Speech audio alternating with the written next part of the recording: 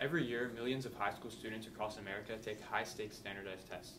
The scores students receive on these tests, particularly on the SAT, are used by universities to determine who will receive scholarships, who will be admitted, and who will not. This one number can ultimately shape one's future, but does it equally represent everyone's abilities?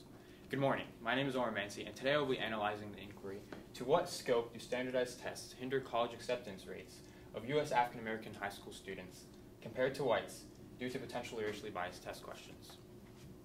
According to the 2017 College Board SAT report, African American test takers lagged behind white test takers by an astounding 177 points.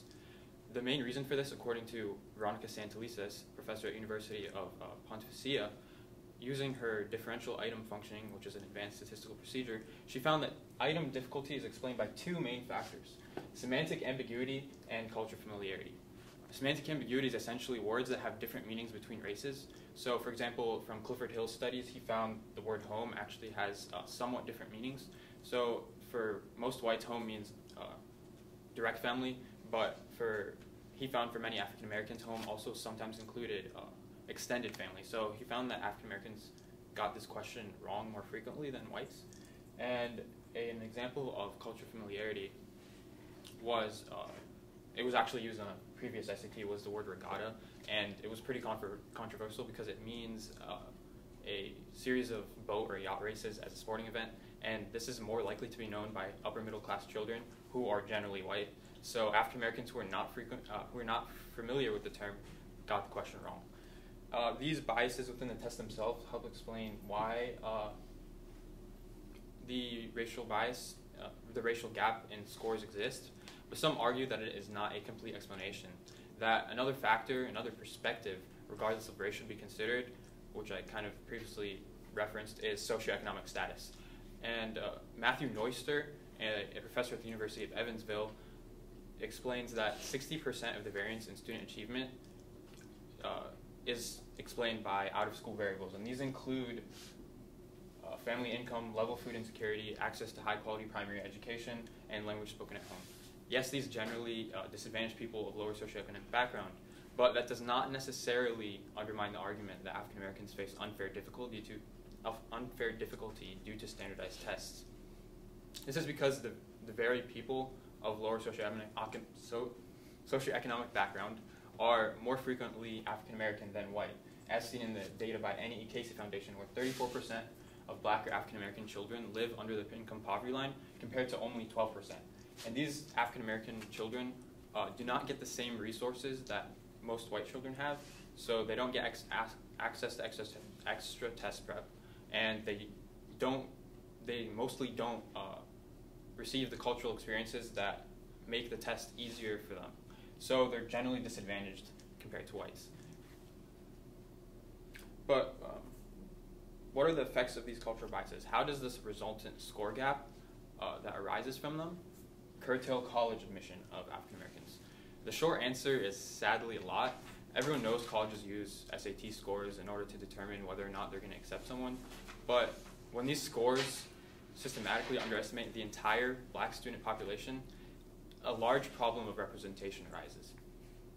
Jeremy Ashenkas, a journalist at the New York Times, found that whites are overrepresented in colleges by over 8%, while African Americans, as seen in these data by the National Center for Education Statistics, African Americans are disadvantaged or underrepresented, really, in both Ivy League and actually, surprisingly, even worse in public flagship universities, where 10 out of 15%, or 2/3 of African American, college-age African Americans, are not represented in colleges. And this imbalance is attributed to racial inequity, both socioeconomically and in SAT scores. And its effects are pretty large. On the injustices, African Americans, 465,000 African Americans each year, college-age African Americans, from the benefits of a college degree, which Georgetown University say include a $17,500 higher annual median income and over $1 million more in earnings within their lifetime compared to high school graduates. So we're pretty much removing this opportunity for them, and that's not really fair. And the score gap that causes this will not disappear on its own. Resolutions are required to finally resolve this gap. The first solution is obvious and the most drastic, completely eliminating the SAT. This would clearly remove any and all bias the test introduces, but with unintended consequences. Rebecca Zwick, professor at the University of California, says that rampant grade inflation would occur if the SAT were eliminated. This would effectively render high school grades completely useless, so yeah, not the best idea. And the next option is offered by Romero John Jr. from Hartnell College, and he suggests a student portfolio, which is a collection of student grades and assessments over time. And the reason this is good is because it provides a more holistic evaluation rather than just assessing a student on one test by a single number, and maybe they weren't have a good day that day. So it also leaves room for bias from educators, so it has to be used with something that is less prone to bias. At this point, you might be thinking that there is no good alternative to standardized testing. However, Roy Friedel, a cognitive psychologist who worked at the ETS for 30 years, suggests the Fagan-Holland test. And this test has, quote, no evidence for ethnic differences in intelligence when using its procedures. And that's really, momentous. It has accomplished what few or none have ever done before. And although it is only a verbal intelligence test, it could be used in accordance with other methods, such as the previously stated student portfolio. And this would provide the best of both worlds, really, the objective testing and holistic evaluation. Solving the SAT gap is not some far fantasy, it is actually quite practical. In the modern age, where comparatively only a few students from millions are selected from top colleges, standardized tests become necessary to as fairly as possible reward the brightest. But really, in reality, they reward those who are lucky to be born in a stable, more than likely white family. These tests should not transgress any African Americans anymore. They need to be reformed. Thank you. What questions do you have on the racial bias in standardized testing? I have two questions I have for you. How valid and reliable were the sources that you used? All the sources I used were pretty reliable. The way I think that is because they were all of them except for one from EBSCO, and that's really a generally more accepted, reliable source. And for example, Roy Friedel, he worked at the ETS for 30 years. He's an expert on what he knows. So.